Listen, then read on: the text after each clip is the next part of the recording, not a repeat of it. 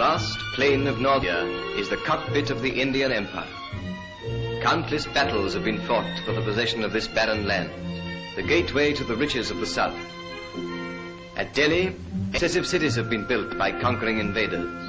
Each has fallen into disuse and decay. But it's an ancient legend in the Hindustan that the 9th city will endure and will rule forever. These cities of the early conquerors are now a huddle of impressive ruins. Not until the Emperor Babur swept down with the sword of Islam from the north did a foreign power become a force in Hindu India.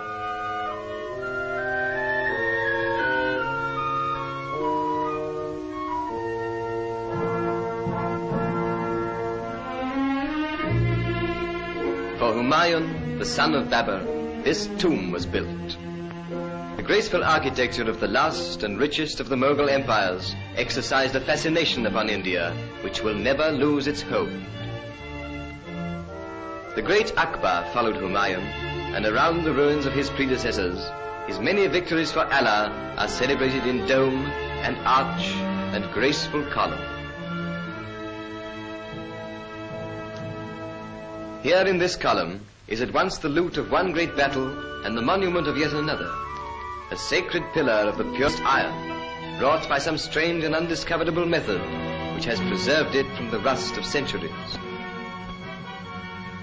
The Qutb Minar, the famous Tower of Victory, was begun by one and successively completed by the Mughal conquerors of Delhi. 238 feet of carved red sandstone.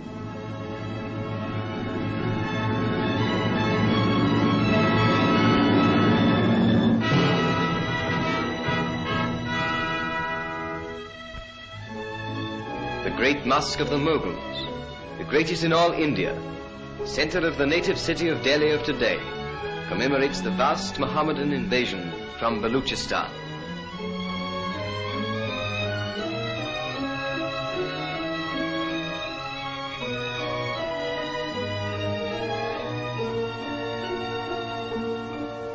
Long, shallow pools are laid out for the ritual washing of the face and hands, which every true Mohammedan must scrupulously perform before he is allowed to pray. In this great mosque and its forecourt, 20,000 people can assemble and give praise to Allah.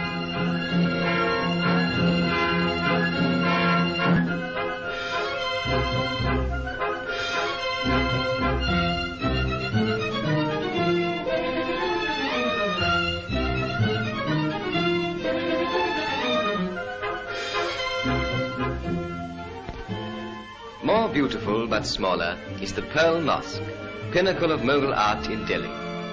Only a little less renowned than the famous Taj Mahal, built by the beauty-loving Shah Jahan as a memorial to his wife. Pacified by the victorious wars of Akbar, Delhi and the Hindustan now entered upon the richest period of their ancient culture under Akbar's son, the royal Shah Jahan.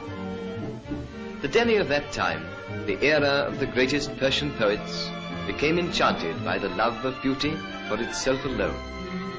The palace of Old Delhi was athrong with men and women of high caste.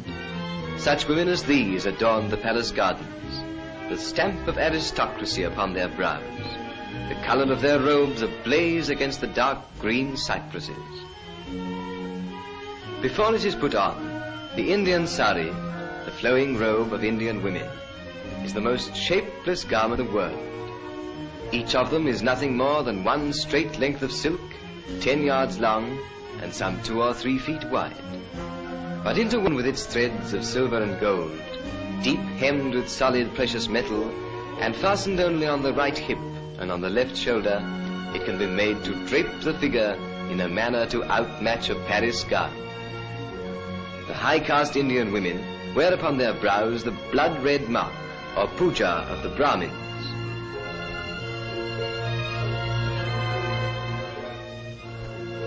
Under Shah Jahan, who caused the marble of his palace walls to be inlaid with semi-precious stones, with sardonyx, cornelian, chalcedony, and chrysoprase, the pursuit of happiness became expressed in languor, enervating Hindustan until the highest form of living was to watch the changing shapeliness of passing clouds.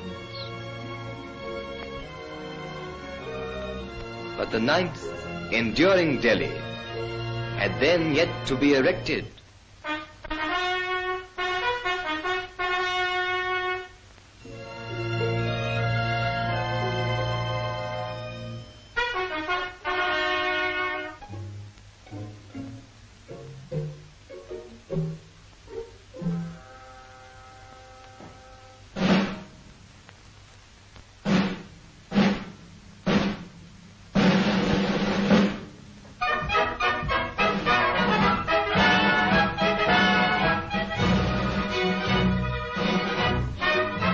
Under combined British and Indian rule, a new Delhi has arisen. A Delhi which has kept and added to the beauty of the old, but without its dreamy lassitude.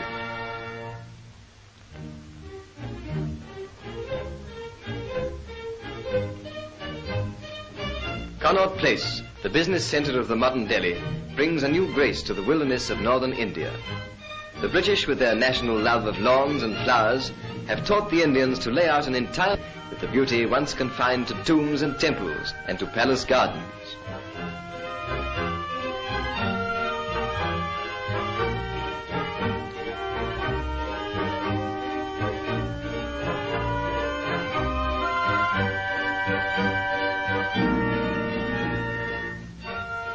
British and Indians are cooperating to carve out a nobler future for this Delhi than was possible under a despotism.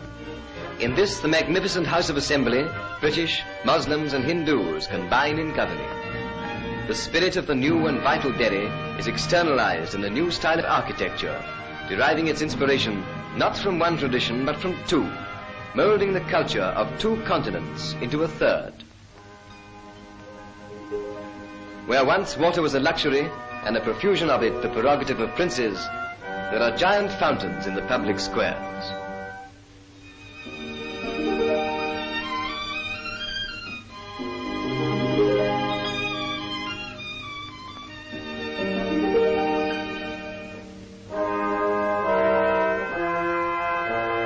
Neither Saracen nor British, the new Delhi is neo-Indian, retaining the motives of old Delhi and dignifying them with a new austerity.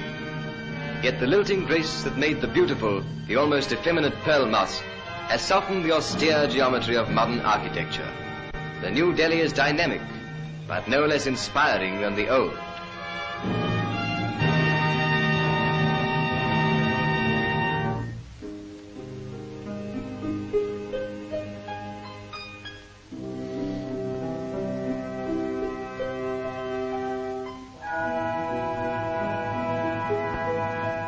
And where there was once only a burnt and acrid plain, there is a green and fertile land, laid up with a prophetic eye to the increasing future of the capital of India, the ninth, enduring city, which in the old legend of the Hindustan will stand and rule forever.